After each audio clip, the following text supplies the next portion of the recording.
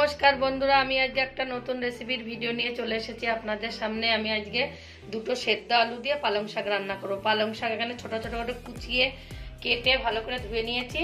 এখানে লঙ্কা কেটে নিয়েছি আর এখানে দুটো আলু সেদ্ধ করে আলু দুটো একটু ভেঙে নেব।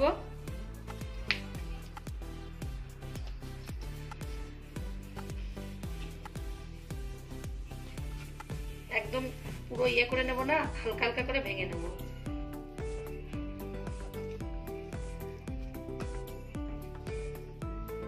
আলু দুটো আমি এরকম ভেঙে নিয়েছি। আমি এবার গ্যাসটা অন করে দেব।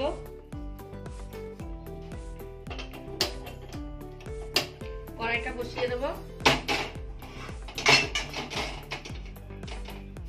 কড়াই গরম হয়ে গেছে, কড়াইয়ের মধ্যে তেল দিয়ে দেব। তেলটা গরম হওয়া পর্যন্ত অপেক্ষা করতে হবে। তেল গরম হয়ে গেছে, তেলের মধ্যে শুকনো লঙ্কা ফোড়ন দিয়ে দেব আর গোটা জিরে দিয়ে দেব।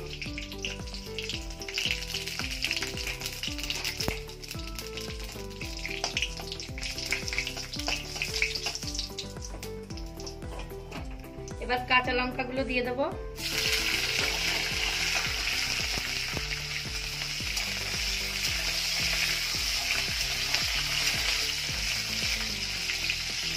সেদ্ধ করা আলুগুলো দিয়ে দেবো।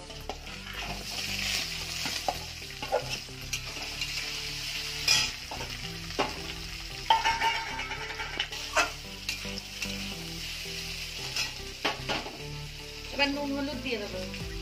হাফ চামচের কম হলুদ, 1 চামচের একটু কম নুন, ছোট চামচের 1 চামচ কাশ্মীরি লঙ্কা গুঁড়ো, আর নামানোর আগে ভাজা জিরে গুঁড়ো দিয়ে দেবো।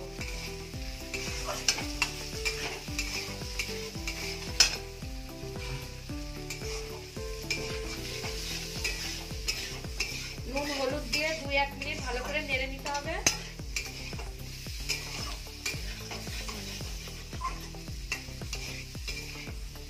এবার শাকগুলো দিয়ে দেবো।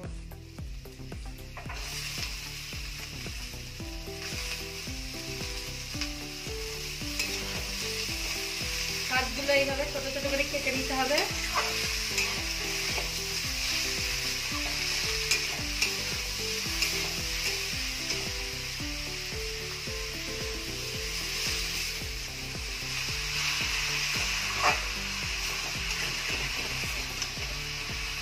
শাক নাড়তে নাড়তে শাক দিয়ে জল বেরিয়ে যাবে, একটুখানি চিনি দিয়ে দেবো।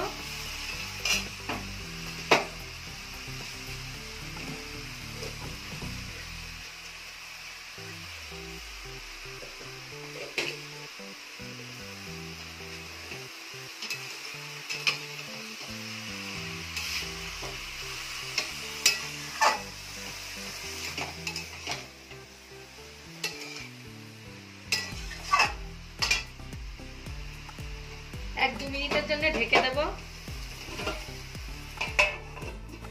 1 থেকে 2 মিনিট হয়ে গেছে, ঢাকনাটা খুলে দেবো। পালং শাক দিয়ে জল বেরিয়ে গেছে। এই জলটুকু মজে গেলে পালং শাক হয়ে যাবে। পালং শাকের কালারটাও সুন্দর এসছে। আমি আবার একটু ভাজা জিরের গুঁড়ো দিই, ছোট চামচের 1 চামচ ভাজা জিরের গুঁড়ো।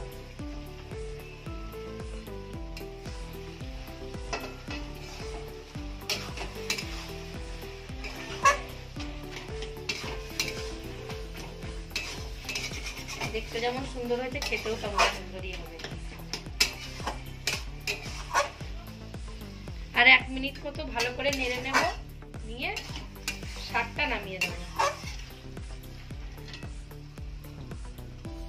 আলু দিয়ে পালং শাকের তরকারিটা হয়ে গেছে, গ্যাসটা নিভিয়ে দেব।